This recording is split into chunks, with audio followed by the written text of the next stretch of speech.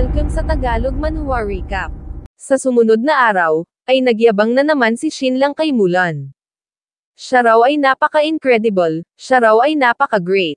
Siya raw ay napaka-invincible, siya raw ay napaka-great. Darling, sambit niya sabay lapit kay Mulan. Yes, sagot naman ni Mulan. At sinabi ni Shinlang na mayroon daw siyang riddles para kay Mulan. Ito ay interested, hindi raw ba? Nope, sambit naman ni Mulan at napasabi sa kanyang isip na malamang ito raw ay dirty riddles. Fine, sambit naman ni Shinlang at malumbay na umalis. Teka lang, saad naman ni Mulan, ano raw ba ang riddles nito? Sige, sabihin daw nito sa kanya. Agad namang bumalik si Shinlang at nagsabing sige, sasabihin niya na raw. Kapag gumagala ng walang patutunguhan, sa paghahanap ng mga lumang panahon, ang aking sinta ay nagkakaloob ng kabutihan. Ngayon, muling nagbago ang isip ko, tapat na nakaharap sa maliwanag na buwan. Ano raw ba ang sagot ni Mulan? Dagdag ni Shinlang.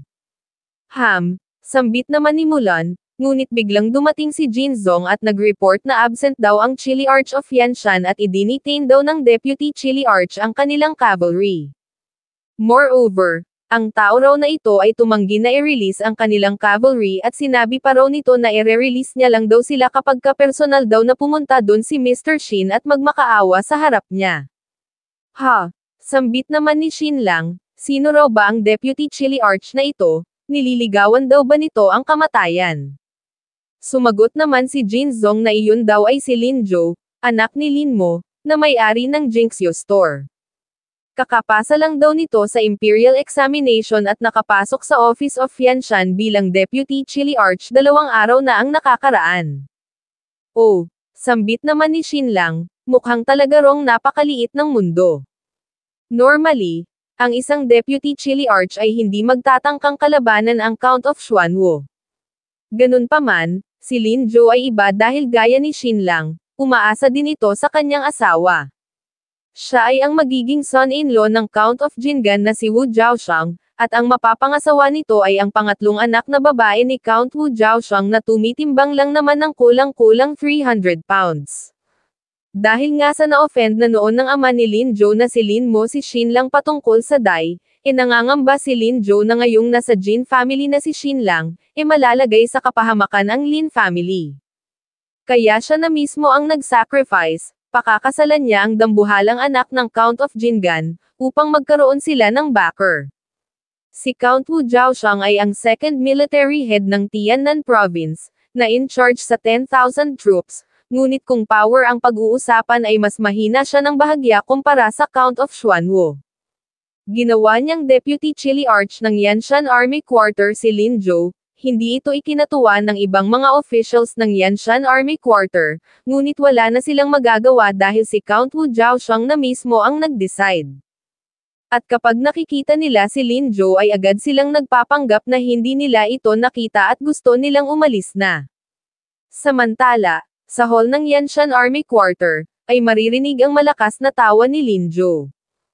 Hahanong si Wang Lian daw ay 16 na taong gulang pa lang, ito raw ay naging graduate na at nagyabang ng buong araw. Sinabi pa raw nito na ang iba ay nagsisimula sa capital, ngunit siya raw ay magsisimula bilang secretary ng Xuanwu City. Ngunit ngayon, siya na raw ang Deputy Chili Arch, at may hawak na malaking kapangyarihan. Habang si Wang Lian, nasaan na raw ba ang bastard na yon? Naglaho na raw ito sa mundo, malamang pinatay na raw iyon ni Liu Huyan. Lord Lin sambit naman ng isang sundalo at nagsabing nasa labas daw si Shinlang, ang son-in-law ng Count of Xuanwu. Papuntahin mo siya sa side hall, sambit naman ni Lin Jo. At, lumipat ang eksena sa side hall. Sambit ni Shinlang sa kanyang isip, ito raw pala si Lin Jo, na di magtatagal ay papailalim sa 300 pounds lady. Siya raw ay nagli-live off sa kanyang darling, habang ito naman daw ay nagli-live off sa ilalim ng isang baboy. Mr. Lin Jo, sambit naman ni Shinlang at nagsabing pakiusap ipaabot daw nito ang kanyang regards sa Count of Jingan. Sambit naman ni Lin Jo, hindi niya raw magagawa yon.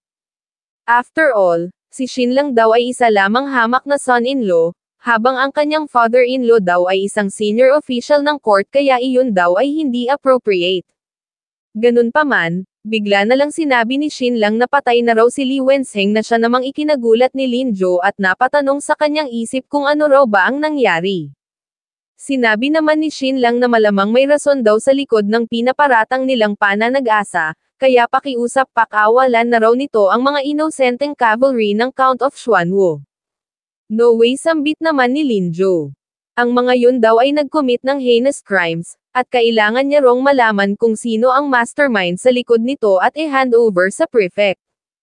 At, magsisimula na raw silang i-interrogate ang mga yon sa marahas na paraan mamayang gabi. Sumagot naman si Shin Lang na ngunit wala rong karapatan ang army quarter na gawin ang ganitong bagay. Ngunit sumagot lang si Lin Jo na ang kalsada raw kung saan na nag-asa ng mga inosenteng sibilyan ang cavalry ng Count of Xuanwu ay nasa ilalim ng jurisdiction ng Yanshan Army Quarter. Moreover, ang ilan pa raw sa mga biktima ay kamag-anak ng ilang mga sundalo ng Yanshan Army Quarter at ang perspective niya raw, ang kasong ito ay isang murder. Upang makuha ang justice para sa kanyang mga subordinate, naturally kailangang i-interrogate daw nila ang mga yon sa marahas na paraan. At makikitang hindi na nakaimek si Shin Lang. Idinagdag pa ni Lin Jo na narinig niya raw na ang leader ng cavalry na ito ay isang babae na nagngangalang Jin Janyang. Hindi niya raw maatim na saktan ito ngunit, Mr. Lin Jo, sambit naman ni Shin Lang at nagtanong kung ano raw ba ang kailangan niyang gawin upang i-release nito ang kanilang cavalry. Sumagot naman si Lin Jo na mayroon dong dalawang options. Una, maaari daw silang lumusab sa kulungan upang i-rescue ang mga yun ganun pa man, ito raw ay ituturing nila bilang rebellion. At naniniwala daw siya na ang kanyang father-in-law at si Prefect Zhang Chong ay magiging masaya kapag ito ang ginawa ng Xuanwu Court. Ang pangalawang option naman daw, ay ang mag-plead ito sa kanya at humingi ng tawad sa kanyang father-in-law. Hindi na raw nito kailangang lumuhad pa, magbow lang daw ito at humingi ng tawad in public. Nung araw daw na namatay si Tian Heng, nagpadala pa raw ang kanyang ama ng note na manatili siya sa kapital at wag bumalik sa Xuanwu. Alam daw ba ni Shin Lang kung gaano kalaking kahihiyan yun para sa kanya? Ang isang wise man daw ay mabilis na nagbabago ng isip ganun pa man, sa sandaling ito raw ay napakahuli na. Kapag lumabas daw ang impormasyong ito, sasabihin daw ng lahat ng mga tao na hindi man lang kayang protektahan ng Count of Xuanwu ang kanyang mga tauhan. Sambit naman ni Shin Lang sa kanyang isip. Mukhang napaka-confident daw ni Lin Jo, malamang alam na raw nito na itinuturing na tinik ng Emperor ang Count of Xuanwu.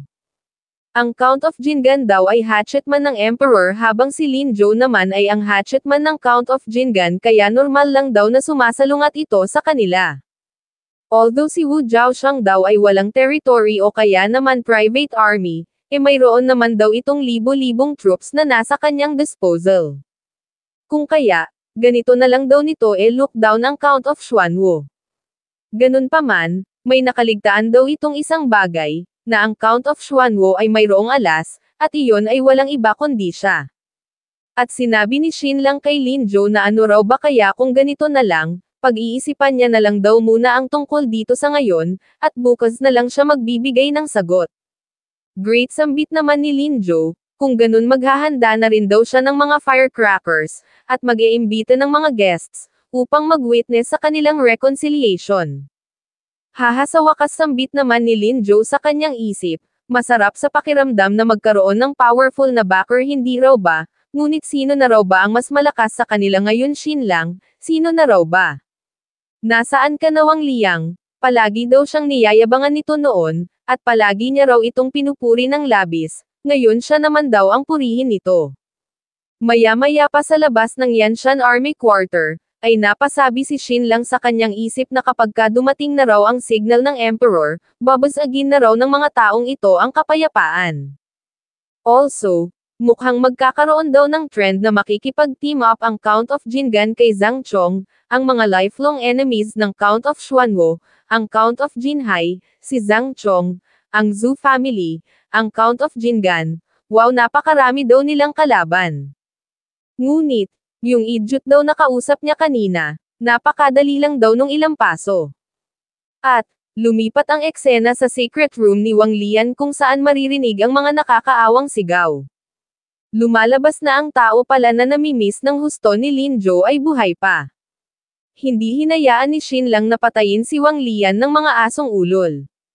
Ganun pa man, ito ay nagsasuffer ngayon ng husto mula sa sakit na dulot ng rabies. At halos nagsusurvive lang ito dahil sa mga ibinibigay ni Xin Lang na mga painkillers. Makikitang bumubula na ang bibig ni Wang Lian. Mr. Xin, painkillers, bigyan mo ako ng painkillers, sobrang sakit na raw ng nararamdaman niya. Maya-maya pa ay nakita niya si Xin Lang. Mr. Xin, iligtas mo ako. Mr. Xin, iligtas mo ako agad na sambit naman ni Wang Lian. Nandito raw ito upang bigyan siya ng painkillers, hindi raw ba? Oo, sambit naman ni Xin Lang at nagsabing magmula bukas, itataas niya raw ang dosage sa 30% upang makalabas ito sa loob ng 5 araw nang walang outbreak. Ibibigay niya rin daw dito ang kanyang proprietary medicine ng on-time upang madelay ang pagpasok ng toxicity sa utak nito at mailigtas ang buhay niya. Salamat Mr. Xin, salamat Mr. Xin, sambit naman ni Wang Lian sabay yukod. Iniabot ni Xin Lang ang painkillers, at nagsabing may ipapagawa raw siya kay Wang Lian. Gagawin ko kahit na ano ang gusto mo, sigaw naman ni Wang Lian sabay abot sa painkiller at agad na kinunsem. Sinabi naman ni Xin Lang na ang old friend daw nito na si Lin Zhou ay bumalik na. Ito raw ngayon ay son-in-law na ng Count of Jingan, at naging napaka-successful na. Namimiss na raw siya nito ng husto at ninagpadala pa nga raw ito ng mga tao upang mahanap lang si Wang Lian. Sinabi naman ni Wang Lian na malamang gusto lang daw nitong magyabang sa harap niya. Noon, lumuluhod daw ito na parang aso sa kanya. Ngunit ngayon na successful na ito, tiyak na gusto raw nitong siya naman ang lumuhad. Sinabi naman ni Xin Lang na since gustong-gusto raw itong makita ni Lin Zhou, bakit hindi niya raw ito surprisahin? Makipag-imuman daw ito kay Lin Zhou at kapag uminit na ang mga bagay-bagay, kagatin daw nito ang leeg ni Lin Zhou, at matulog daw sila ng magkasama. Shit, sambit naman ni Wang Lian sa kanyang isip, grabe, napakalala raw ni Mr. Xin. Ilang sandali pa ay sinabi ni Xin Lang kay Wang Lian na lumabas na raw ito at i-meet si Lin Zhou, at syempre maaari daw nitong samantalahin ang pagkakataon na ito na tumakas, ngunit tandaan daw nito, siya lang daw ang mayroong kakayahan na magamot ito. Mr. Xin, sambit naman ni Wang Lian, maybe tatakas daw siya, ngunit hindi niya raw gagawin yun hanggat hindi niya pa namimit si Lin Zhou. Besides, na-offend niya raw si Liu Huyan, kaya para na lang daw siyang isang asong gala sa Xuanwu City ngayon, walang tahanang uuwian. At napasabi si Wang Lian sa kanyang isip na Lin Zhou, ito raw ay dating isang asong gala, kaya hindi raw fair na ito ay magiging son-in-law ng Count of Jingan ngayon, at ito pa raw ay isa ng Chili Arch. Pagsapit ng gabi, ay lumipat ang eksena sa Yanshan Army Quarter kung saan makikitang nag-uusap si Lin Zhou at Mr. Lin Mo. Zhou, sambit naman ni Mr. Lin Mo at nagtanong kung talaga raw bang ayos lang itong ginagawa niya. Halos lahat daw ng mga kumalaban kay Xin Lang nitong nagdaang mga buwan ay namatay. Huwag kang mag-alala father, sambit naman ni Lin Zhou, ang lahat daw ng mga napatay ni Xin Lang ay walang mga backer. Tingnan daw nito si Zhang Jin, si Xu Chenchen, si Xu Wenzhao, nasa trouble daw ba ang mga yon? Ang kanyang father-in-law daw ay isang general na mayroong mahigit sa 30,000 mga sundalo na nasa ilalim ng kanyang command. Kapag nagkita raw sila, hindi raw siya magagawang i-offend ng taong yon, kaya wag daw itong mag-alala. Okay Zhou, sambit naman ni Mr. Lin Mo at nagsabing uuwi na raw siya. Ang mga tao raw na ipinadala ng father-in-law nito para sa marriage proposal ay malapit nang dumating, kailangan niya pa rong i-meet ang mga yon. Nang biglang, may narinig silang ingay mula sa labas. Nagtanong naman si Lin Zhou sa isang sundalo kung ano raw ba ang nangyayari. Ang lakas naman daw ng loob ng taong yon na magsanhi ng commotion sa labas ng camp. Sir, sambit naman ng sundalo, kini-claim daw ng taong yon na close friend niya ito at nagpumilit na pumasok, kaya binugbog daw nila ito at tinapon palabas.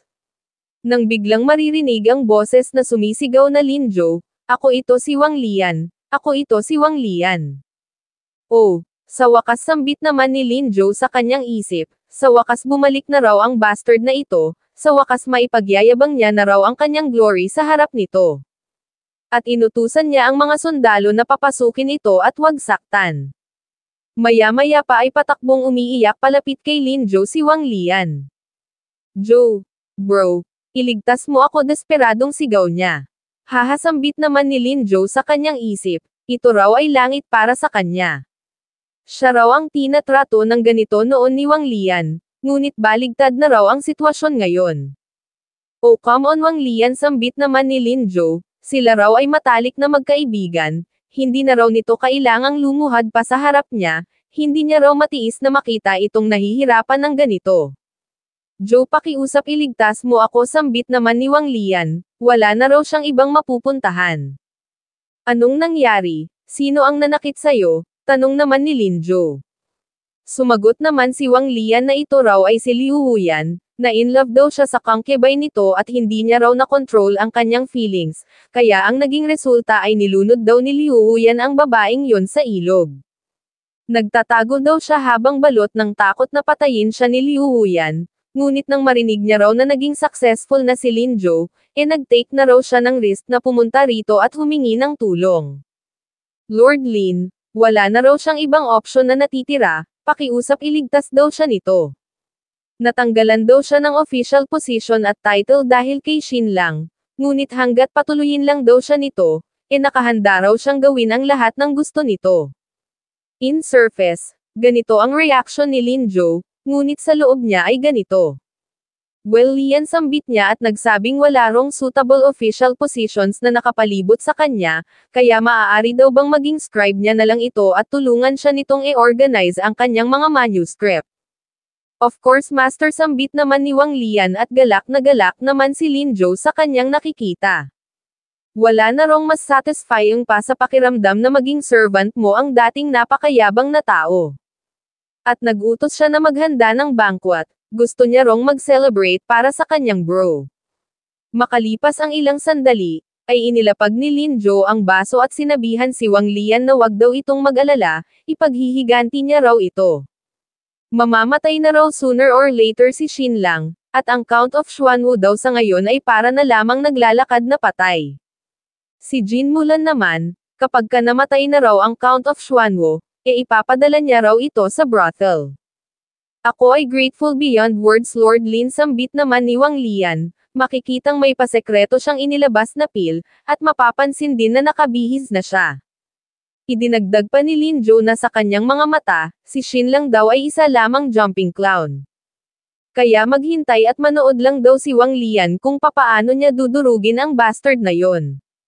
Yes sambit naman ni Wang Lian sabay lagay ng pil sa baso ni Lin Jo.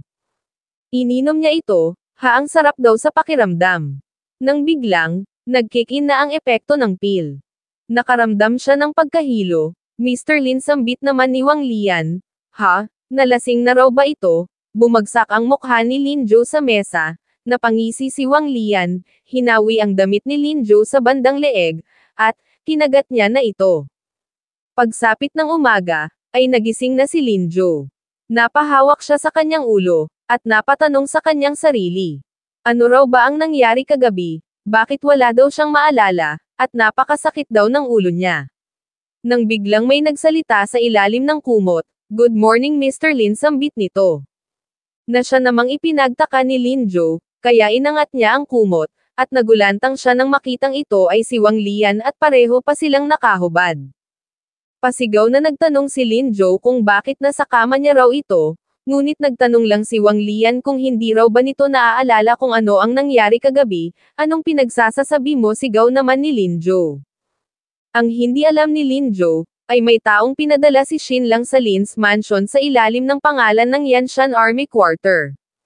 Ang matandang ito ay si Wu Jiaoyin, ang older brother ng Count of Jingan na nagpalipos ng gabi sa Lin's mansion para sa wedding proposal. At dito ay tinanong niya ang sundalo kung talaga raw bang pinapapapunte siya ni Mr. Lin sa Yanshan Army Quarter. Ngunit nung dumating siya doon, ito rin ay ang parehong pagkakataon na nadiskubre ni Lin Jo na nasa kama niya si Wang Lian. At nagulantang ang matanda sa kanyang nakita. Hindi mali ang inaakala mo, sigaw naman ni Lin Jo. My eyes sambit naman ni Shin lang, O may ito raw ay napaka-dirty. At nagulantang si Linjo nang makita niya si Shinlang. Linjo sigaw naman ng matanda at nagsabing paano raw nito nagagawa ang ganitong bagay, hindi raw ba ito nakakaramdam ng hiya? Hindi ganon yun, desperadong sigaw naman ni Linjo. Teka lang, sambit ni Linjo, magdadamit daw muna siya, at pagkatapos ay bigla siyang lumuhad, at sumigaw na ito raw ay isa lamang setup. Ngunit biglang sinabi ni Wang Lian sa matanda na pakiusap tulungan daw siya nito. Nagpadala daw ng mga tao si Linjo upang hanapin siya, ang akala niya raw may mahalaga itong sadyang, ngunit, ang halimaw daw na ito, nang makita daw siya nito, ay nilasing siya nito at pagkatapos ay, bigla namang sumabat si Shinlang at nagsabing Wang Lian, daw kalaban niya raw ito, siya raw ay isang tao na pinapahalagahan ang hustisya. Hindi niya raw kayang mabear ang ganitong tragedy. Kaya magpapadala daw siya ng mga guards upang protektahan ito, bibisitahin nila ang prefect, hindi ang governor daw ang bibisitahin nila upang idemanda si Linjo. Shinlang, ikaw ba ang may pakana nito? Sambit naman ni Linjo. Ngunit sumagot lang si Shinlang na paano naman daw iyon magiging posible, pumunta lang daw siya dito ngayon dahil sa sinabi nito kahapon na kailangan niyang humingi ng tawad upang i-release nito ang mga inosenteng sundalo ng Xuanwu Court. Ganun pa man, hindi niya raw ini-expect na ganito ka-terrible na scene ang madadatnan niya rito. Hinila niya si Wang Lian at nagsabing sumama daw ito sa kanya, demanda daw nila si Linjo. Bigla namang sumigaw ang matanda na teka lang, Shinlang, ano raw ba ang kailangan nito? Sumagot naman si Shinlang na ang ilang cavalry daw ng Xuanwu Court ay idinitain ni Linjo dito ng walang dahilan, nandito raw siya upang mag-demand na i-release sila. Magsasalita pa sana si Linjo ngunit bigla siyang pinutol ng sigaw ng matanda na nag-utos na i-release niya ang mga yon. Kaya wala nang nagawa si Linjo kundi sundin ito. Oh, nakahanda ka talagang pakawalan sila, sambit naman ni Shinlang sa kanyang isip, ngunit huli na raw ang lahat. Makalipas ang ilang sandali, ay pinakawalan na ang mga sundalo at nagbigay galang naman agad ang mga ito kay Shinlang. Sinabi naman ni Shinlang na nagagalak daw siyang makitang ayos lang sila. Bumaling siya sa likod at nagsabing Lord Lin, si Wang Lian daw ngayon ay nasa kaawa-awang kalagayan. At natatakot din daw siya na papatayin ito ni Linjo upang patahimikin, kaya isasama niya raw ito pauwi. Goodbye, dagdag pa ni Shinlang sabay takip sa mukha ni Wang Lian, at napasabi sa kanyang isip na Linjo, mas malala pa raw ang paparating, napakaaga pa raw na i-hate na siya nito ngayon. Umalis na sila, at nagtaka naman ang matanda sa kanyang napansin.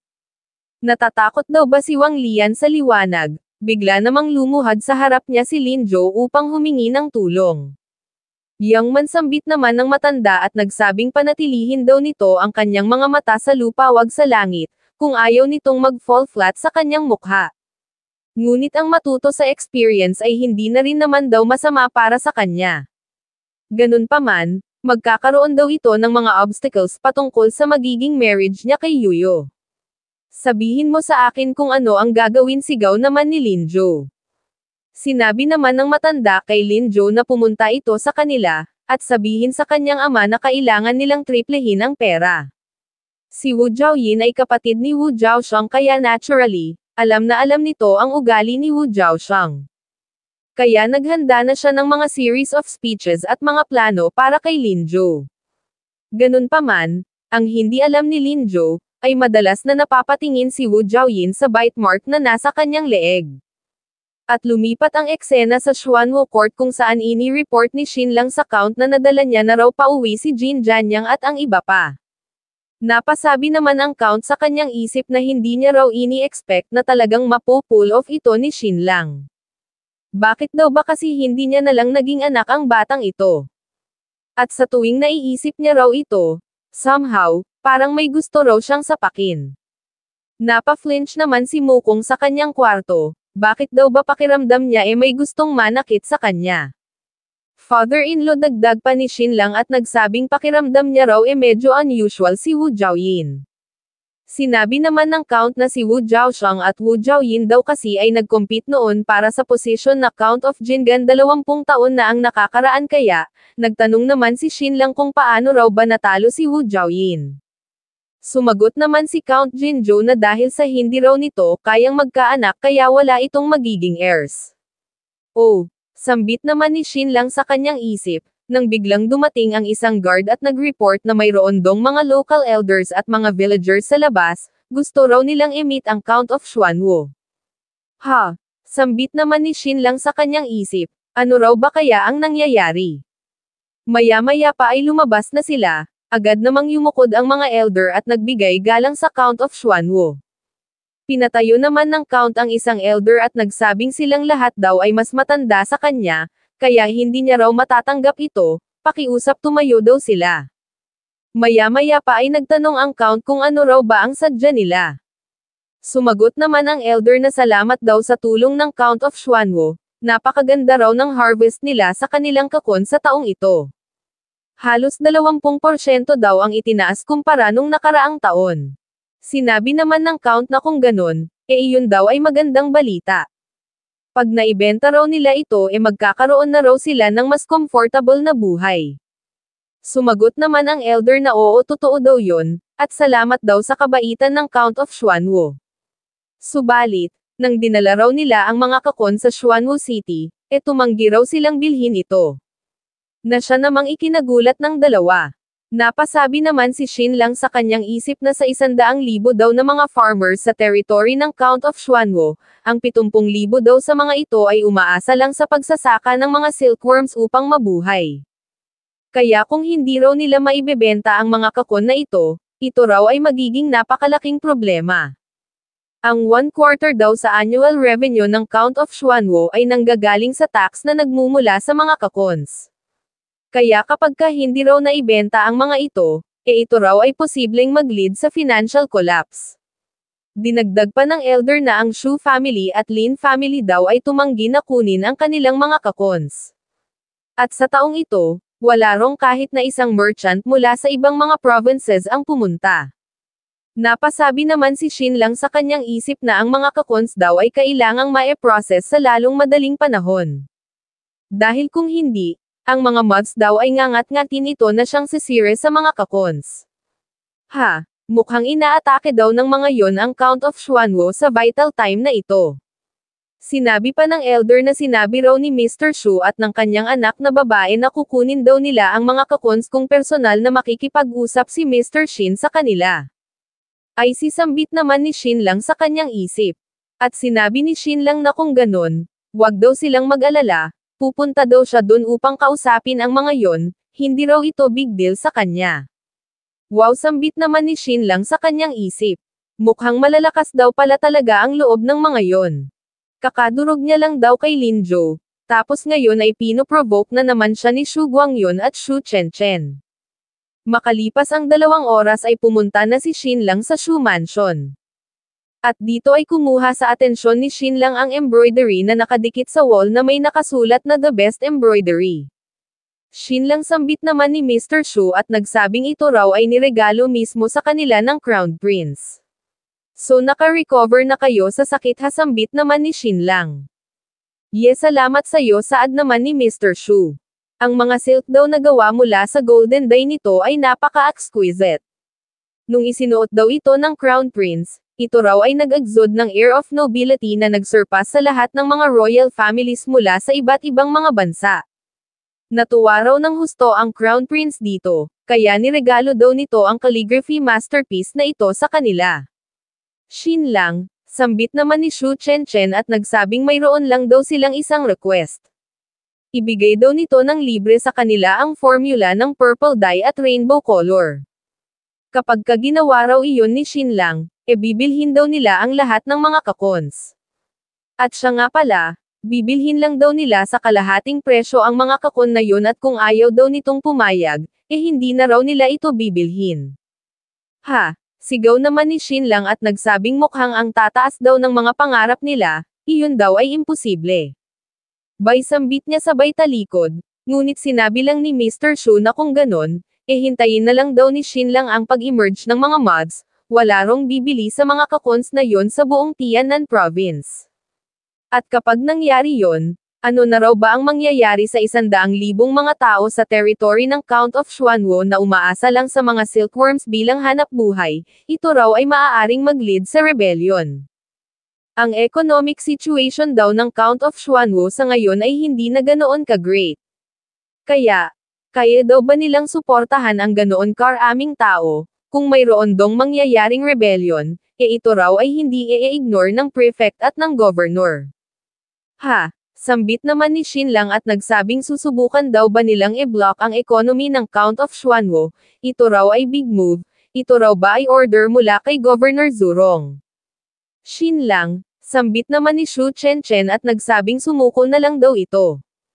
Ibigay na lang daw nito ang formula, at bibilhin nila ng half price ang mga kakons. Na siya namang ikinainis ni Shin Lang at nagsabing sila raw ay nangangarap ng gising, hindi raw siya naniniwala na wala nang ibang bibili sa kanilang mga kakons. Ngunit sumagot lang si Xu Chenchen na bibigyan niya lang daw ito ng 3 araw upang pag-isipan ang offer na ito. At umalis na si Shin Lang. Makalipas ang ilang sandali mula doon ay dumiretso na si Shin Lang sa Xuanwo Court. Nanalo na naman ako, sambit niya at nagsabing darling, bakit iisang tactic lang daw ang paulit-ulit nitong ginagamit, naghahanap lang daw ito ng failure. Sinasabi pa raw nito na mananalo ito sa kanya sa loob ng 3 rounds, ito raw ay napaka-naive, paano naman daw siya magkakamali. Lumalabas na nakipaglaro pala ng chess si Shin Lang kay Mulan upang i-release ang worries niya mula sa Shu Mansion. At, lumipas ang 2 araw. Ang mga kakons ng mga mamamayan ng Count of Xuanwo ay hindi pa rin naibebenta. Kaya ang mga tao ay nagiging anxious na at araw-araw mayroong mga kumakalat na mga rumors sa loob ng territory ng Count of Xuanwo. Sinabi ng isa na kalimutan na lang daw nila yon, malamang sinukuan na raw sila ni Shin Lang. Wala na raw bibili sa kanilang mga kakons, mabubulok na lang daw ang mga yon sa kanilang bahay. Mayroon dong mga mahahalagang tao na gustong gutuman ang mga tao na nasa ilalim ng territory ng Count of Xuanwo. Ngunit, natigilan sila nang makarinig sila ng yapak ng mga kabayo. Kaya tumingin sila sa kabilang direction. Saan daw ba kaya pupunta si Mr. Shin? Bibisita raw ba kaya ito sa Shu family? May pag-asa pa, tama, sambit naman ng isa. Naturally, talagang hindi i-ignore ni Shin Lang ang mga tao na nasa kanilang territory, sadyang kailangan niya lang talaga munang umarte. Una, pinuntahan niya ang Lin family at kinumbinsi si Mr. Lin na bilhin ang mga kakon. Mr. Lin, titingnan lang daw ba nitong mamatay sa gutom ang 100,000 mga tao sa territory ng Count of Xuanwo, ngunit sumagot lang si Mr. Lin na ano naman daw ang pakialam niya doon, hindi naman daw siya ang mamamatay sa gutom. Shin Lang, ito na raw ang kanyang karma, hindi raw ba't ito ay omnipotent? Ipinadala naman agad ni Mr. Lin ang balitang ito sa Shu family, na siyang naging dahilan upang mas lalong maging unwary ang Shu family kay Shin Lang. At napasabi si Xu Chenchen na wala na rong ibang mapupuntahan ang Shin Lang na yon, tiyak na kung hindi ngayon pupunta raw ito bukas sa kanila upang magmakaawa. Ang pagiging loser, ito raw ay ang tunay na kulay ng idiot na yon.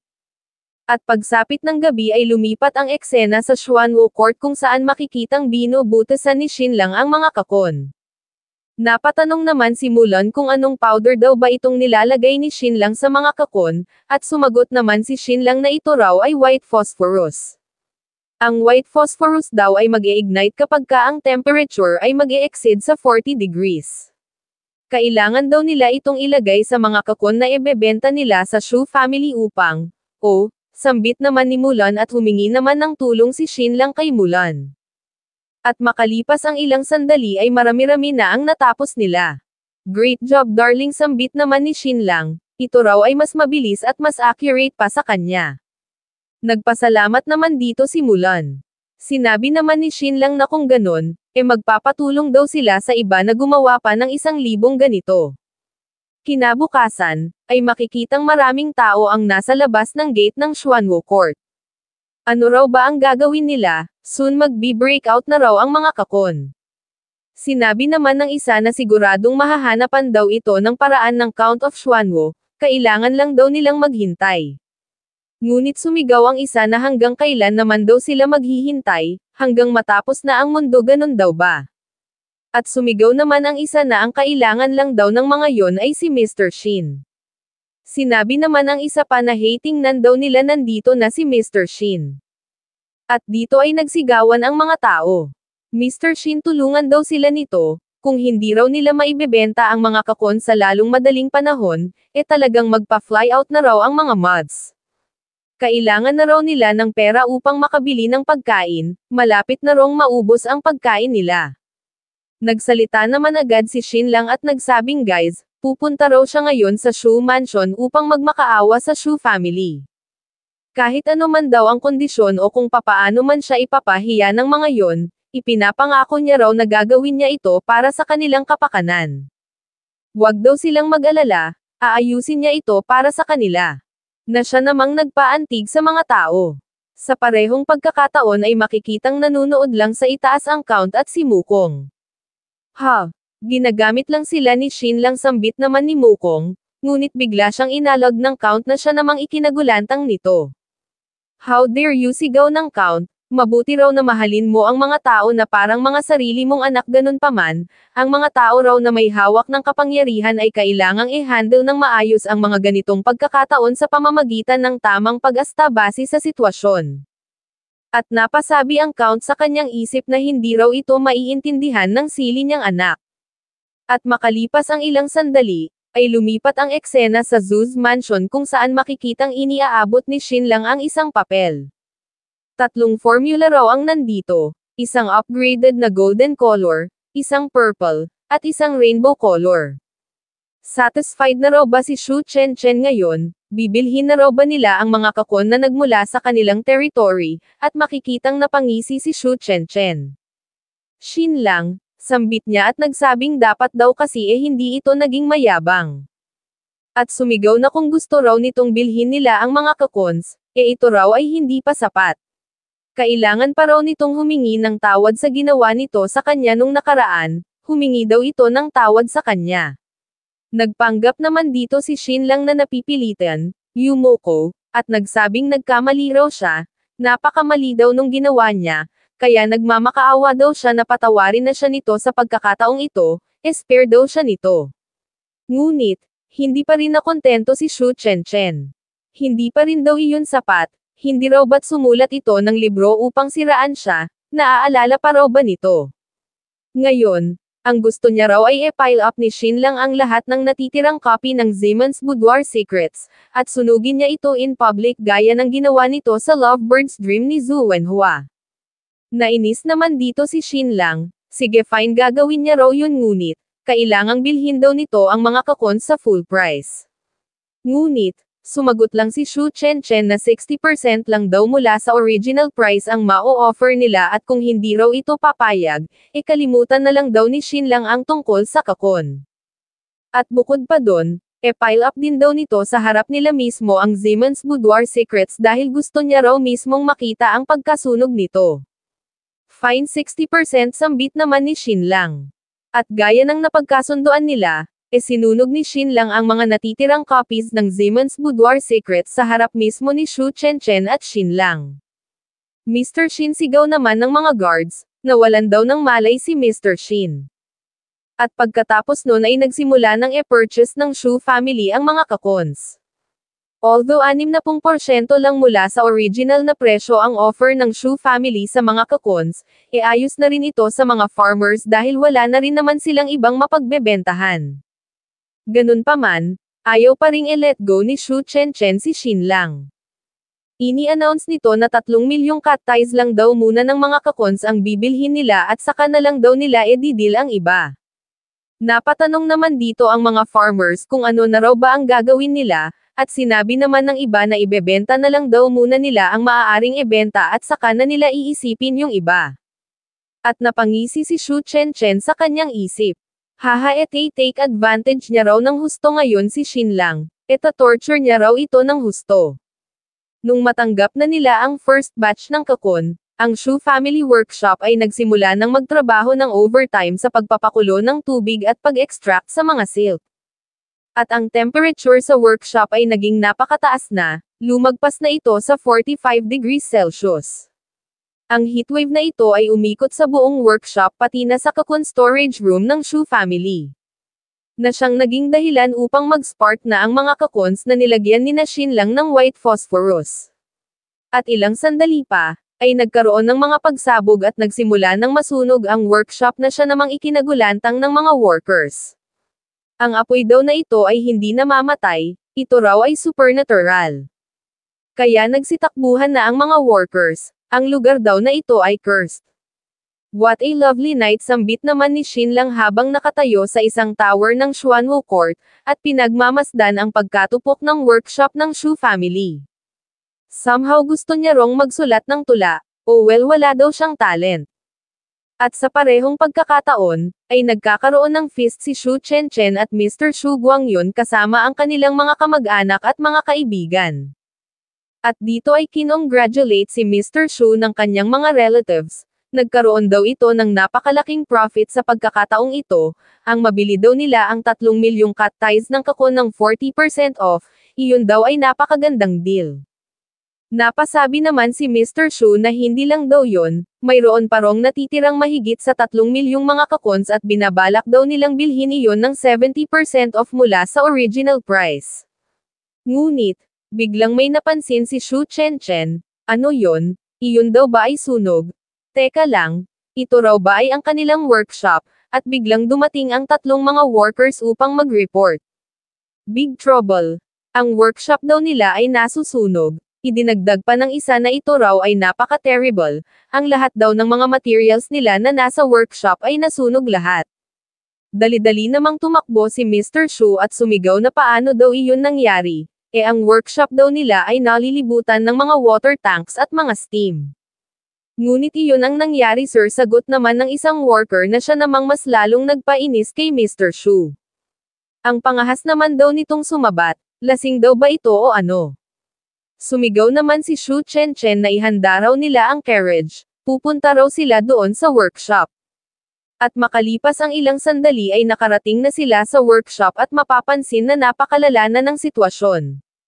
Sumigaw ang isang guard ni Liu Huyan na palibutan daw nila ang workshop, at wag hayaan na kumalat ang apoy habang mapapansin naman ang reaksyon ng mag-ama habang nakatingala sa workshop na tinutupok na ng matinding apoy.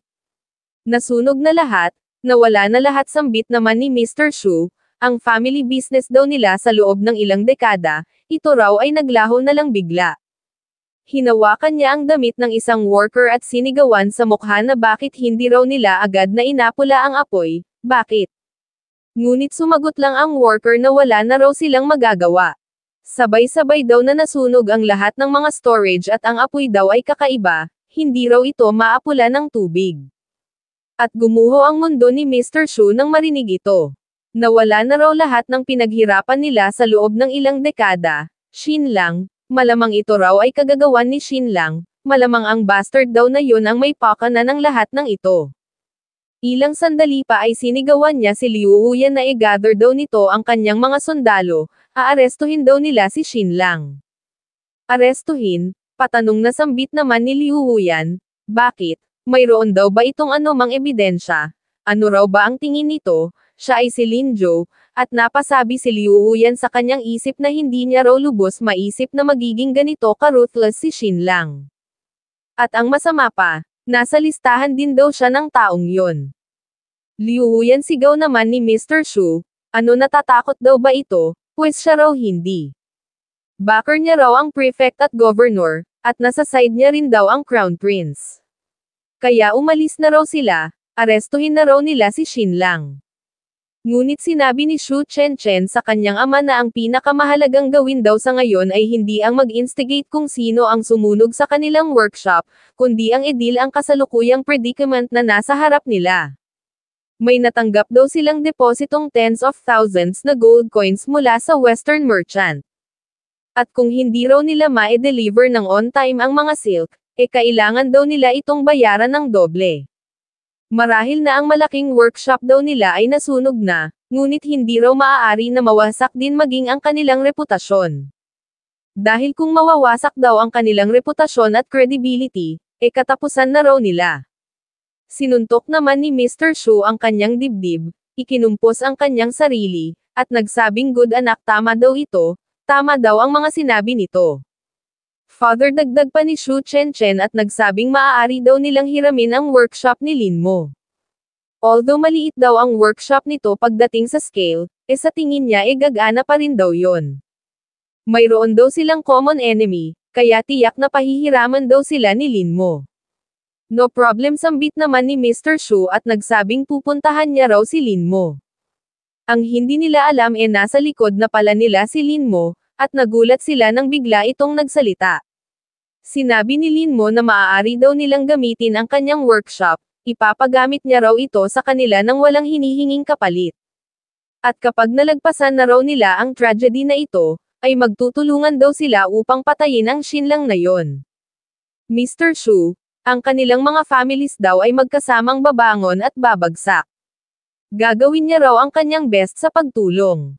Although nakuha na ni Mr. Shu ang authorization ni Lin Mo na magamit ang workshop nito, nahaharap pa rin sila sa matinding difficulties, dahil sa taong ito, ay nag-expand ng husto ang Shu family at binili nila ang halos lahat ng mga kakon sa buong Tiannan province. Ngunit ngayong nasunog na ang lahat ng ito, kailangan nilang bumili ng mga kakon sa Xuanwu Court upang ma-deliver ang mga goods na ipinagawa sa kanila ng mga Western merchants. Father sambit naman ni Shu Chen at nagsabing pupuntahan niya raw si Xinlang upang pakiusapan ito na ibenta sa kanila ang natitirang 3 milyong cat ties ng kakon ng mga farmers ng Xuanwu Court. Samantala, sinunod naman ni Zhang Jin ang orders ng kanyang ama. Una niyang binisita ang Marquis of Zhenbei at sumunod ang Count of Jinhai. Inutos kasi ni Prefect Zhang na mag-gather ng puwersa upang mag-launch ng isa na namang siege laban sa Count of Xuanwu. Samantala, naghahanda naman si Lin Zhou na harapin ang galit ni Wu Zhaoxiang. Sa pamamagitan ng guidance ni Wu Zhaoyin, ay matagumpay niyang nakuha uli ang favor ng kanyang father-in-law. At nina-promote pa siya na maging kabilang sa vanguard na pinamamahalaan ng Marquis of Zhenbei. Naiintindihan ko father-in-law sambit ni Lin Zhou, ang task niya raw ay ang mag-cooperate kay Zhang Chong, harass at atakehin ang Count of Xuanwu, at i-drain ang mga ito. Sinabi naman ni Wu Zhaoxiang na gawin daw nito kung ano ang gusto niya, wag daw itong matakot na lumagpas sa linya at magsanhi ng apoy. Dahil kung makakapagsanhi daw sila ng digmaan, sila raw ang magiging bida sa feast na ito. At pagbalik ni Lin Zhou sa Xuanwu City, ay official na itong na-appoint bilang acting Chili Arch. Buong puso nitong sinunod ang arrangements ni Wu Zhaoxiang, at nag-lead ng mga troops upang magsanhi ng trouble sa border ng territory ng Count of Xuanwu.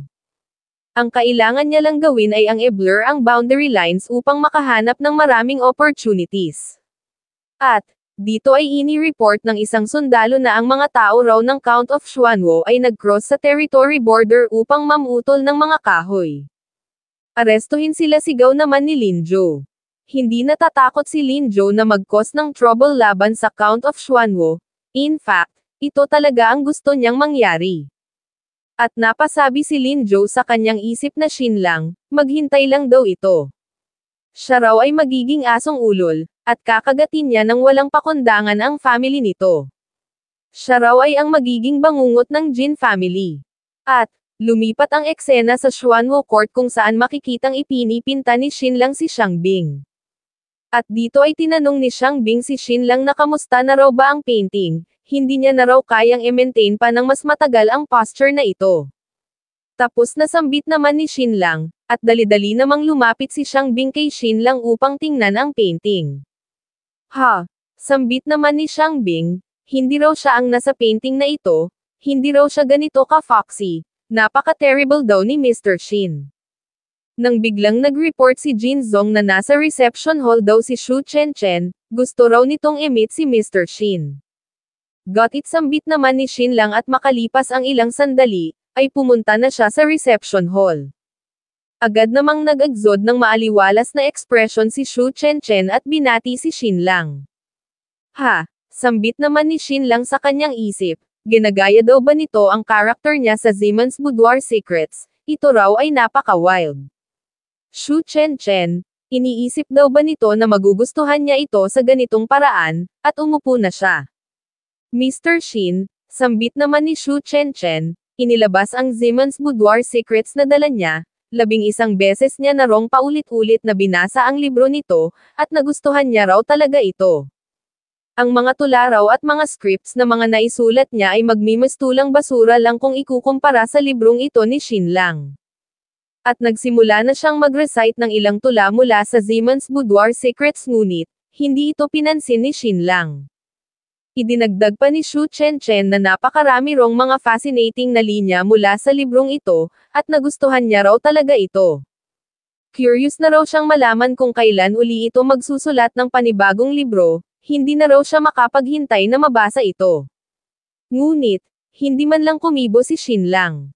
Yumuko naman si Shu Chenchen sa harap ni Shin Lang at nagsabing Mr. Shin, minsan niya na raw itong nagawan ng mali kaya sana mapatawad daw siya nito, at pakiusap para sa kapakanan ng pinagsamahan nila noon, tumigil na raw ito sa pagpunish sa kanyang family. Ngunit sinabi lang ni Shin Lang na maupo raw ito. Sinunod naman ito ni Shu Chenchen, tumingin kay Shin Lang, at sinabi naman ni Shin Lang na wala raw itong maloloko dito. Hindi raw ito bukal na humihingi ng tawad, instead napakababa pa rin daw ng tingin nito sa Jin family. At sa isip daw nito, ang Jin family ay malapit ng mapuksa. Nandito lang daw ito upang mag-buy time para sa Shu family, upang magkaroon sila ng break. Ngunit pagbalik daw nito, magpapatuloy pa rin daw ito sa kanilang plano na wasakin ang Jin family. Ganun pa man, pakikinggan niya raw ang offer nito. Kaya sabihin daw nito sa kanya, ano raw ba ang gusto nitong mangyari? Sinabi naman ni Shu Chenchen na hindi niya raw alam na ganito pala ka-humorous si Mr. Shin, ngunit talaga rong may proposal siya para rito.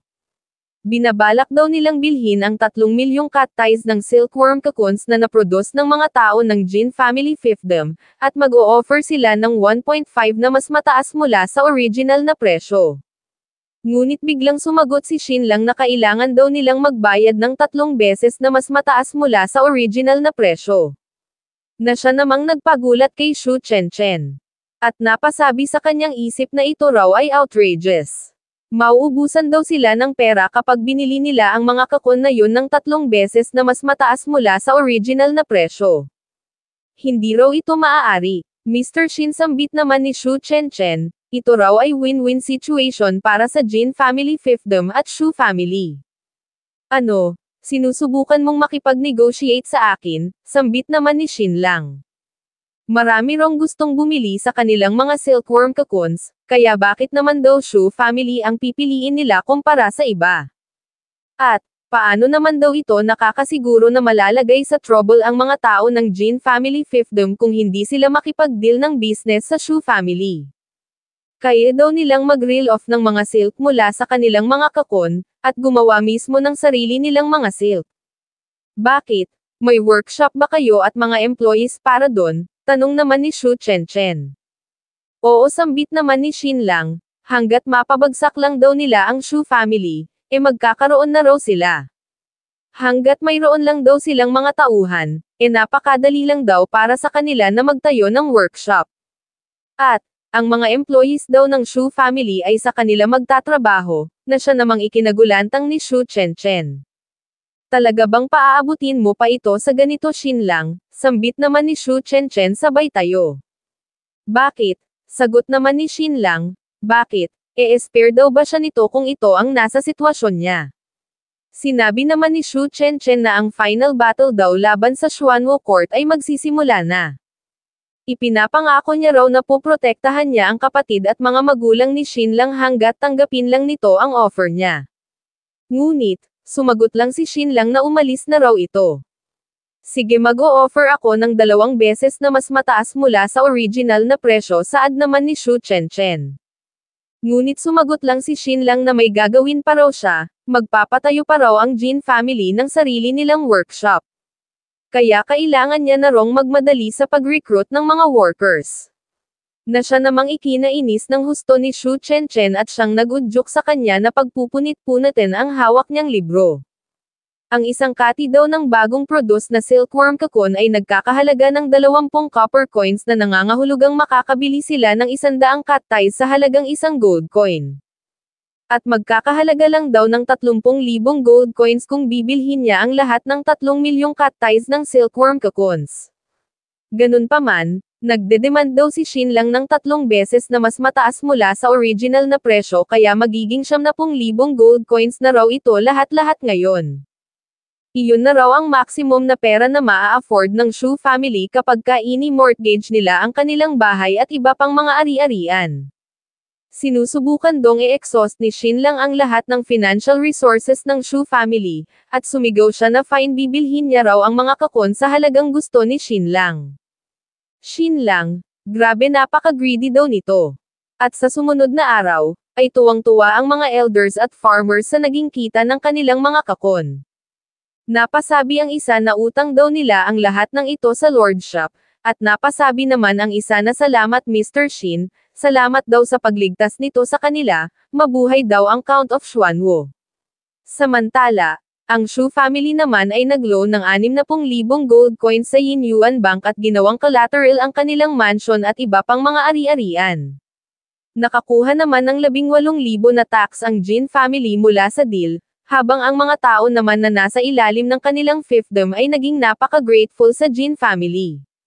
In the meantime, inaatake naman ni Lin Jo ang Xuanwo Court na para bang asong ulol. Bilang isang vital head na nagle-lead ng battle laban sa Jin family, ginawa ni Lin Jo ang best niya na magsanhi ng trouble laban sa Jin family. Niinurong pa nga nito ang boundary marker. Bilang resulta, nagkaroon ng ilang mga skirmishes sa pagitan ng hukbo nila at ng Jin family. Ganun pa man, nagagawang makontrol ni Mulan ang lahat sa tuwing mayroong magsisimulang mag-escalate na sitwasyon. At habang paalis na ang cavalry ng Jin family, pinagmamasdan ito ni Lin Jo at tumatawa sa kanyang isip na parang asong ulol. Haha, ang Jin family daw ay babagsak na, hindi na raw magtatagal ang mga ito. Shin lang maghintay lang daw ito, pagpipire-piresuhin niya raw ito. At ang lovely wife daw nito na si Jin Mulan, ipapadala niya raw ito sa brothel. Uminom ka muna ng tubig sir, sambit naman ng isang sundalo sabay abot ng tubig, ngunit winakli lang ito ni Lin Jo at sumigaw na ilayo niya raw ito, hindi raw siya nauuhaw. Sa sandaling ito, hindi lang si Lin Jo ang kalaban na hinaharap ng Jin family dahil sumali na rin si Sunan, ang Marquis of Genyuan, at ang leader ng old aristocracy, kaya naging dire na ang sitwasyon para sa Count of Xuanwo. Ang Marquis of Genyuan ay mayroong fiefdom na umaabot sa 3,000 miles at private army na umaabot sa 5,000. Ang taong ito ay related sa Jin family, ito ay ang nakakatandang kapatid ni Su Peipei, ang mother-in-law ni Shin Lang, ang asawa ng Count of Xuanwo, ang Countess. Therefore, isang napakalaking surprise para sa Jin family na ang isang leading character ng old aristocracy na gaya ni Sunan ay nagawang i-betray ang Count of Xuanwo. Nung sinimulan ng i-implement ng Emperor ang mga bagong policies, ay nagpanggap si Sunan na mag-retire sa kanyang post upang i-test ang Emperor. Ngunit unexpectedly, tinanggap ng Emperor ang kanyang request.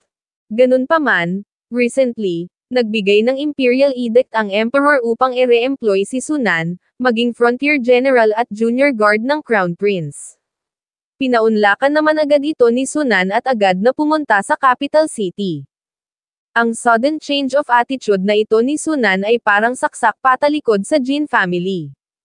Meanwhile, si Prefect Zhang naman ay patuloy na nang re-recruit ng mga tao upang kalabanan ang Jin family at magsanhi ng mas marami pang trouble sa Count of Xuanwo. At, lumipat ang eksena sa residence ng Marquis of Zhenbei kung saan sinabi ni Prefect Zhang na ang governor daw ay nagsuggest na sa Emperor na mag-station ng army sa Wu State at Yu State borders upang ma-prevent kung sakaling tatakas ang Count of Xuanwo papunta sa Wu State. Sumagot naman ang lalaking ito na magpapadala daw sila ng mga army sa border once na dumating na ang Imperial Edict. Note: ang taong ito ay ang Marquis of Zhenbei na si Nan Gong'ao, isa sa 5 most powerful men ng Yu State Army at isa ring martial arts master. Sinabi naman ni Prefect Zhang na pinapunta raw siya rito ni General Zhou Lin upang mag-ask ng favor. Narinig daw kasi nito na ang anak na lalaki ni Marquis Nangong ay isang military genius. Nagtataka daw si General Zulin kung papayagan daw ba ni Marky Nangang ang kanyang anak na mag-lead ng army upang isuppress ang nangyayaring revolt sa Nano State. Sa buong young people ng Tianan Province, si Tang Yan, ang anak na lalaki ng Count of Jinhai, ay ang number 1 pagdating sa swordsmanship at martial arts habang ang anak na lalaki naman ng Marquis of Zhenbei na si Nangang Si ay ang number 1 pagdating sa horse riding at military skills.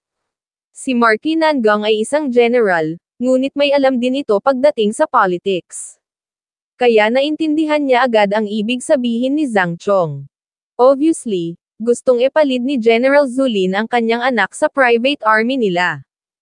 Kaya napasabi siya sa kanyang isip na ito raw ay napakagandang opportunity para sa kanyang anak.